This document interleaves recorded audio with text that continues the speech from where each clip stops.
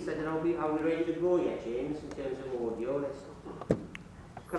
So my question is, can you tell us, please, the logic behind coming into schools to vaccinate students, whereas before you obviously organised for that to happen at the fort? Yes, so that's a really good question. And when we started the programme, it was about making sure that we gave vaccinations to young people as quick as possible. So we decided to do that would be really difficult to put in a school's programme. You've got to get obviously consent, you've got to get the right amount of nurses, you've got to get the cooperation with the headmasters. So we did it at Fort Regent, where probably most of your parents have been for a vaccine, which meant that it was able to do it really quickly. Our uptake hasn't been as good as other areas where other programmes have gone into schools. So we've made the decision to offer it to schools because we know that that will probably make it easy for you to have your vaccines. And these vaccines are really important. So we're coming into schools now to make it much easier for you at a time when it's also quite easy for us as a programme to do it. The question I've got, the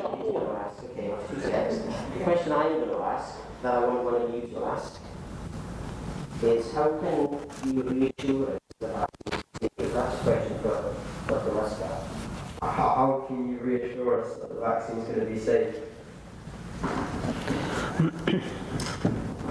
There has been a huge amount of experience with the vaccine in both adults and now children under the age of 18 and 16. And the millions of doses have been given to children between the ages of 12 and 17 in real life, not just in trials. And we know from that experience that the vaccine is effective and is safe. And the benefit, the risk-benefit ratio, is very much in favour of giving the vaccine. It is estimated that something like 400 million infected, 400 children, million children will be admitted to hospital as a result of COVID in the absence of vaccination. With vaccination, that drops to about 200. That means that vaccination in Jersey will reduce the hospitalisation rate by about 1 per year for children aged 12 to 17. If you look at the side effects of vaccination, COVID vaccination, in children in that age group, it's about 10 million will develop a very mild form of myocarditis. That's about 1 every 25 years. And the myocarditis that you see in that as a result of vaccination is usually very mild and clears by itself or with very straightforward treatment. So the benefit is very much in favour of being vaccinated to prevent COVID. It also, apart from preventing hospitalisation, prevents long COVID, prevents disruption at school, prevents onward transmission, not just in school, but at home and in society as a whole. So there are a huge raft of benefits from vaccination and essentially very straightforward side effects, which we see with all vaccines. I sore arm and feeling a bit fatigued afterwards. But even the myocarditis side of things, we now know over the years, over the months, that it is mild and clears very easily with either no treatment or very simple treatment. Myocarditis is seen in a variety of conditions, but the commonest is viral infection, which includes COVID as well. And myocarditis due to COVID infection is seen in about 0.7 to 3% of individuals. But myocarditis due to a viral infection like COVID is serious. It does not necessarily respond to simple treatment and can leave one with ongoing future problems. In contradistinction, the inflammation caused by the vaccine, if it occurs, is mild, self-limiting, and only requires simple treatment in the main. So COVID itself does cause myocarditis, and we mustn't forget that. We mustn't just focus on the mild myocarditis caused by vaccine. Thank you very much. Do you want to add something to that? Yeah, all medicines go through approval. So if you take a paracetamol or Calpol or ibuprofen, all of those medicines are approved by a body of experts. So in the UK, there's some medicines regulators, and they approve any medicine that you have. And they've approved the use of this medicine. So they've reviewed all the different scientific evidence, and they've approved the use for vaccines in this age group. So if there were safety concerns, they then raise those and would say that they're stopping the licence for that medicine, whether that's a COVID vaccine or another medicine that you take. Okay, thank you. Can I ask those who haven't had a vaccine, if they put their hands up, please, haven't had a vaccine, and would those of you who've got your hands up, would you have the vaccine when the vaccination program comes to school? If you would, keep your hands up. Okay, Max, why not? I can also say that. Is that going to affect me later on? Is that going to go to the battle? I think the question is, Max isn't sure what's in the vaccine, so he's concerned about the long-term effects of having a vaccine. How can you respond to reassure him, please? Firstly, there's no biological reason to believe that the long-term effects of the vaccine will suddenly sprout up when vaccines, usually if they are going to have a side effect, do so very shortly after vaccination. We've seen this with other vaccines as well. If you are going to get side effects, you get them early on, not later. So there's no anticipation that this will happen with the COVID vaccine. Secondly, the COVID vaccine is only producing a small amount of the virus, the spike protein, and people develop a response to that.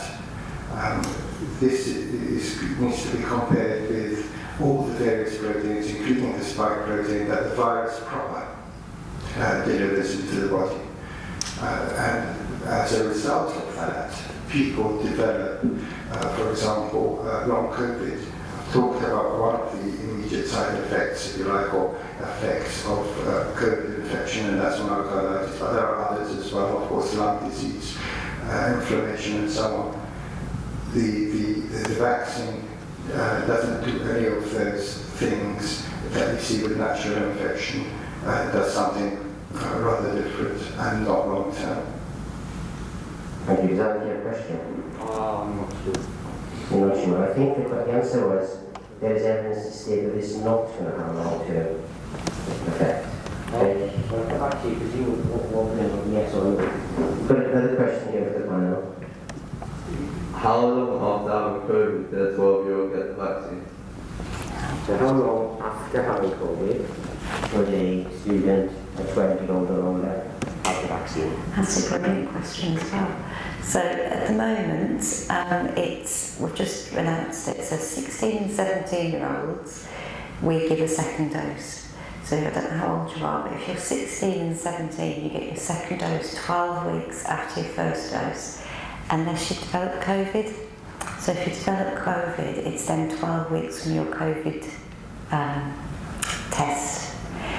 12 to 15-year-olds, we're not offering second doses unless you're a high-risk young adult. If you're a high-risk adult, it's then much shorter than those 12 weeks. Does that help? You lost me a bit. So, if you've had COVID, Yeah, you can't have a vaccine until after 12 weeks. that's right. If you are 16 and 17, Yeah, you can have a second COVID jab, Yeah, but we are not vaccinating children who are 12 to 15 years of age with the second jab unless they're in the vulnerable group. that's correct. Okay, thank you. It is quite tricky to describe.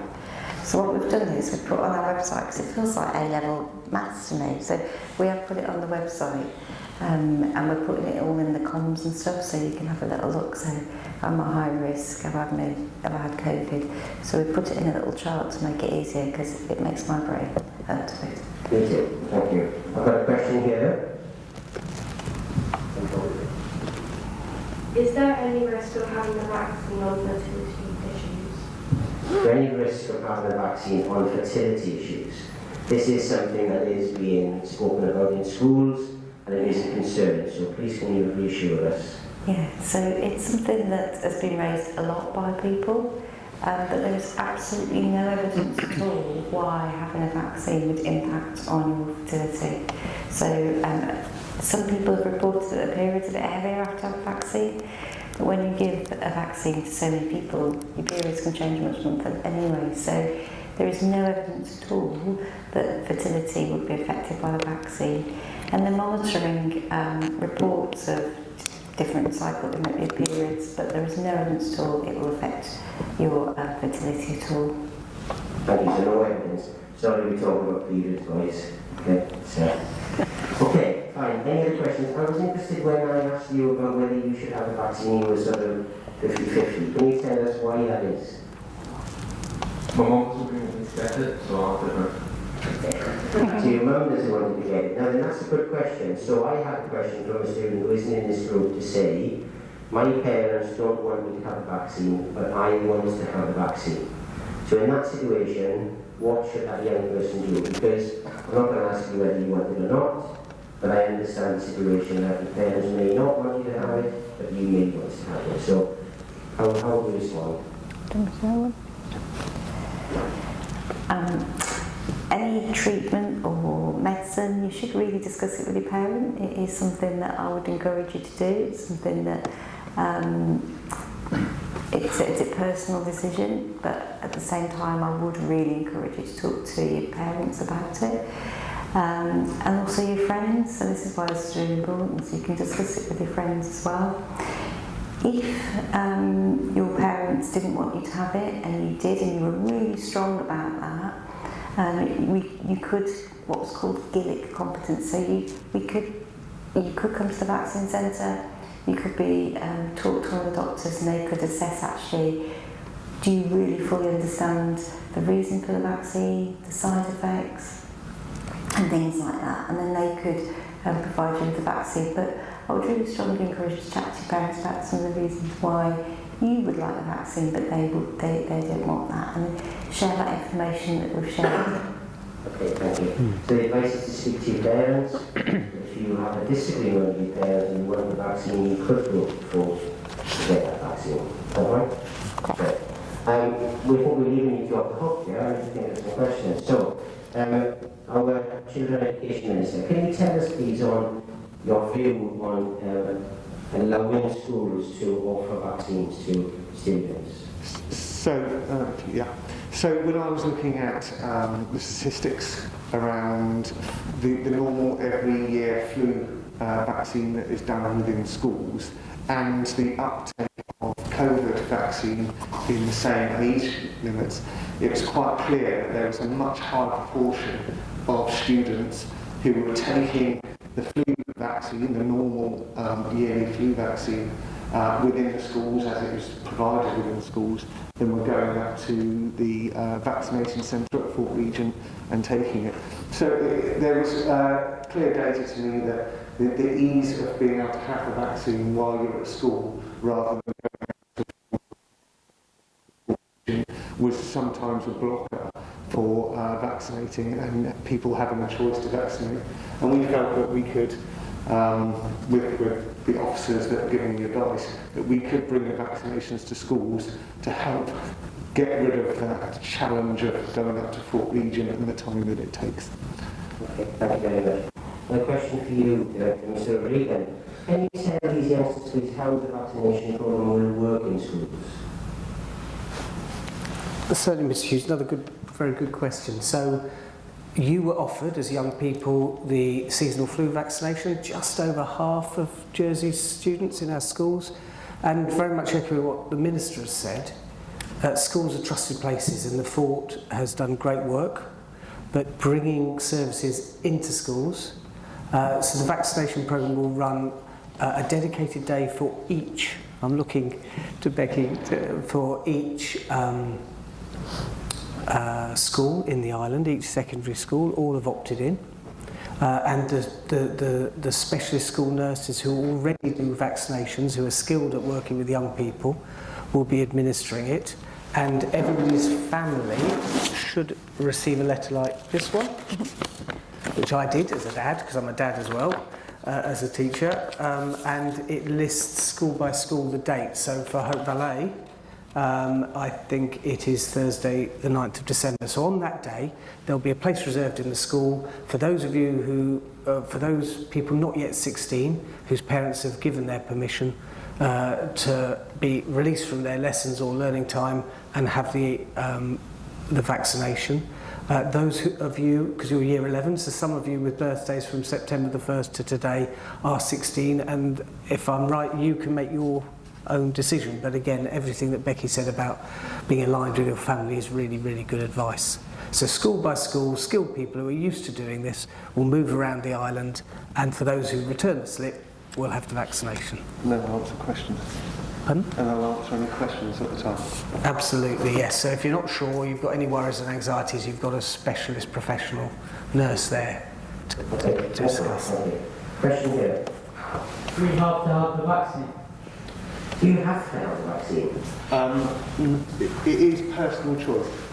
You get to choose how and what you put in your body, and that's the freedom that you get. It's called consent. Consent goes a lot of different ways in our lives, but you get to choose with your parent whether you are going to have the vaccine based on the information that you've got.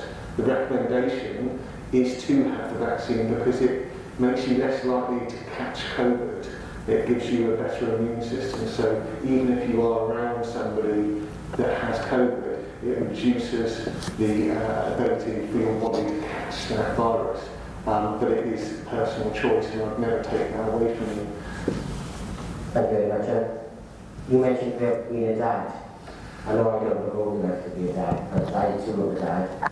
And for me, this is absolutely about personal choice. This is about us providing additional opportunities for young people to have the vaccine if they and their parents think that is what they want to do. So, as a school, we appreciate you coming in to offer that opportunity to our students rather than them having to go to the fort. So thank you for that. We do have another question.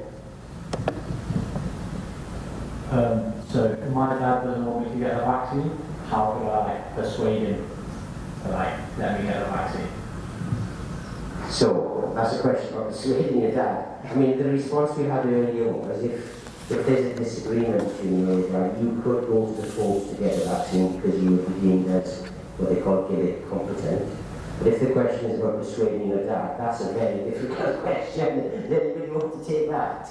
I think that some of the risks you have by catching COVID is you get time off school when you're not getting educated, so you've got a lack of education and it reduces your educational outcomes.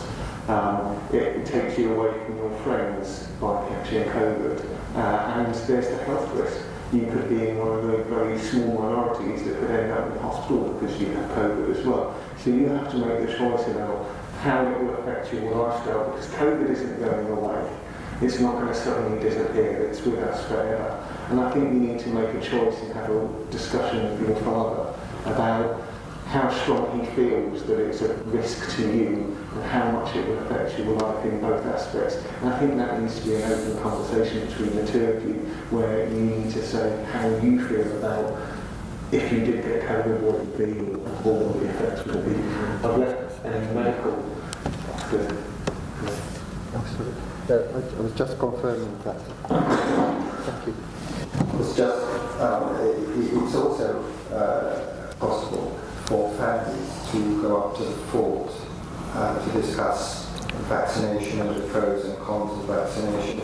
with the healthcare professionals, and that is often very helpful because it brings things out to the fore, and additionally provides, ensures that there is the provision of reliable information for both parents and children to take on board in their decision making. And decisions don't need to be taken then and then.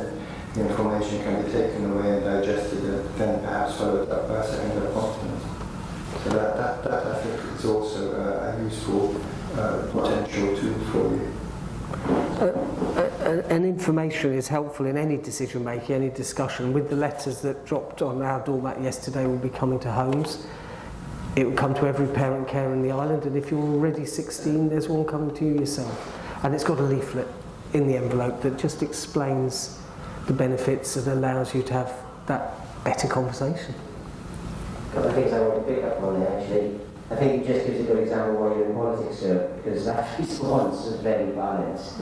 And for me it is the same. I think the least amount of time you can be away from school is very important during your education. And you know we talk about it probably too much with you. I think it's quite important.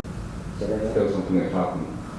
So what you're saying is where you're basing your evidence on, is it how do you know that the evidence is valid? Is that correct? Something happens later on. The long-term evidence. Yeah, the long-term effects. So we're talking about evidence, but how do we know? Because there's no evidence in relation to how long potentially things are going to happen because the vaccine's only been out for a short period of time. Good question, Alex. You're right, the vaccine has... You're right, the vaccine has only been used at large for just under a year now. But we do know from all the other vaccines that have been used in the past that the side effects that we see from vaccines tend to occur very early on. And there is absolutely no reason to believe that that is not the same with this current vaccine. Additionally, we know that from the use that we've had of the vaccine to date, to deal with the immediate problem that we have, that we get a huge benefit. It has saved in the UK about 140,000 people from dying, and it has saved about 150,000 people from being admitted to the hospital. So these are immediate benefits, and which we need because we've got an immediate problem.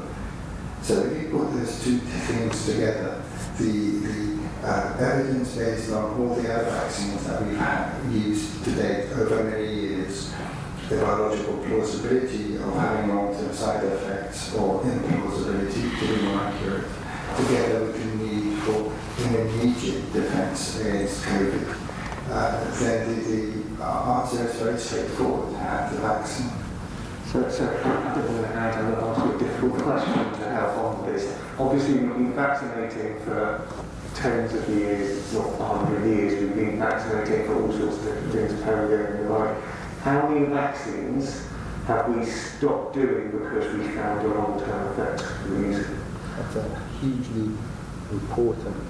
So the answer to your question is we don't know when we're going to stop vaccinating because we don't know how COVID will behave, variants that will come up that will require us to tweak the vaccine, and with that tweaked vaccine we need to take into account waning immunity. At the moment, what people are doing is measuring the rate of AZ and Moderna. There are a number of other vaccines used in many other countries. Russia have an AstraZeneca vaccine which they've used in a very vast population. China have at least 2 vaccines which they've used in their very vast population. They've almost got a zero COVID policy in China now, so they're very, very strict and harsh on their measures to push COVID down. So very many millions of doses, and that means very millions of children as well. Thank you. Do any of you have any questions? Yes. Is it possible if you've already had 2 vaccines to get a third if you're high risk and under the age of 16? Yes. Do you want to explain why you're asking that question? From age 15 and high risk, I've already had 2. I want to get another one. So yes, if you're on our list and you contact us, we can organise that for you. Yeah. Yes. If you contact the hotline, if you're not already known as a high risk person, we can organise that for you. And could he pop up to the... They're really interesting. So they were not interested in the science. They weren't interested in anything. The only thing they wanted to know was to get hurt. So that was the one thing they wanted to know, because their nasal flow apparently, is the worst thing ever. So they were just worried about the needle. The needle itself is tiny. It's one of the smallest needles ever produced. So the needle's really, really small, and it is no worse than a tiny scratch. What should young people expect after the vaccine? Because I know you mentioned that there's a hurt. The vaccine for me didn't hurt, but my arm was dead for about a day. Yes. So what would people who have the vaccine expect potentially that would be the result of that? So you're right. Straight after the vaccine, it shouldn't hurt at all. You are asked to wait for 15 minutes afterwards, so the nurses can just keep an eye on you and make sure you don't faint, because very commonly after you've had an injection, people faint. So wait 15 minutes. The side effects you generally get is the day afterwards. So you might feel just really tired. You might have a really sore arm that you can't lie on, and you don't want anyone to touch. But that's actually a good sign. It means that the T cells are starting to come down. So side effect, feeling a bit fluey, a bit cold, a bit shivery, with a sore arm. Some people have no side effects at all. No. Now you said that when you're doing something about this, you're talking about whether you should have it and shouldn't have. But ask again the question then. So how many of you put your hands up have had the vaccine?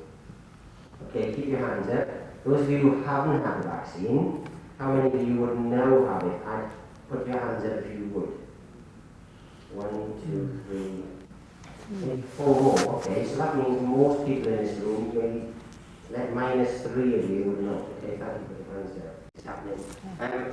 A slight criticism, some students have said it should have happened a long time ago, because we know the vaccine's not before, but actually if we knew it was coming in with vitamin E, but that's Accepted. yeah. And the other thing is, well, I think the most important thing is that these youngsters and families are making decisions based on the information and what they've said. That's really, really important.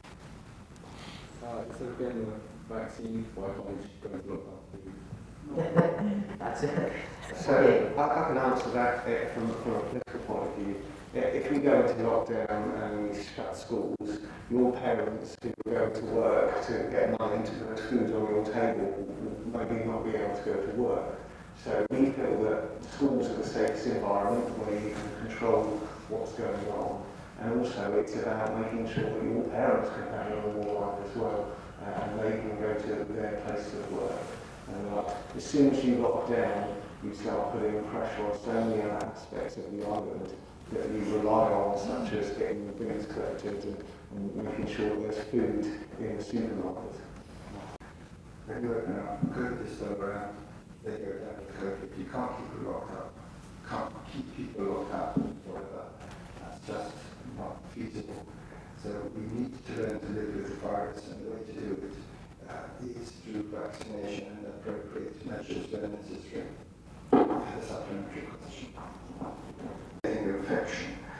The protective efficacy against hospitalization, that's a reflection of severe diseases, of the order of 95%. The protective efficacy against death is of the order of 98%. Even with waning immunity and decreasing vaccine efficacy as you get towards 6 months, the protective efficacy against severe disease and hospitalization and death is largely maintained, although of course lower than at 2 to 3 weeks after your second jab, which is why we're using boosters. So the vaccines do protect hugely. They're not perfect, no medicine is perfect, and I don't think in life anything is perfect, but the benefit from them is magnificent. I really can't understand why people find it difficult to want to protect themselves, their families and the community as a whole. I think We're going to have a goalkeeper. Because last time we had a goalkeeper, but we let a goal in, therefore goalkeepers don't work. Well, if you didn't have a goalie, you'll have let 10 or 11 in, and Granville or whoever will be crowing. And I think it's a very simple analogy. As Dr. Muscat said, vaccines aren't perfect, but they work. Just as goalkeepers aren't perfect, but having them is better than not having them. A great deal better if in my favourite sport. I know Mr. Hughes likes another one where they don't have goalkeepers, but let's stick with football. that's right, they follow fullback.